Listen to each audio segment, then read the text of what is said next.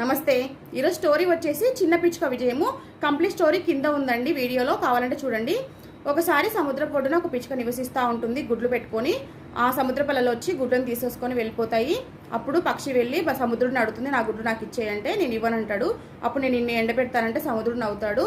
అప్పుడు తన ప్రయత్నాన్ని ఆపకుండా పిచ్చుక ఒక్కొక్క నీటి బొట్టును తీసి బయటికి వేస్తూ ఉంటుంది. ఈ బాధను చూసి మిగిలిన పక్షులు తట్టుకోలేక పక్షిరాజు దగ్గరికి వెళ్ళి చెప్తే గరుడు వచ్చి సముద్రుడికి వార్నింగ్ ఇస్తే అప్పుడు సముద్రుడు తన గుడ్లని తనకి ఇచ్చేస్తాడు. అప్పుడు పక్షి చాలా హ్యాపీగా ఫీల్ అవుతుంది.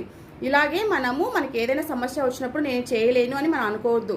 మన ప్రయత్నం మనం చేస్తూ ఉంటే తర్వాత మనకి భగవంతుని సహాయం మనకు వస్తుందన్నమాట.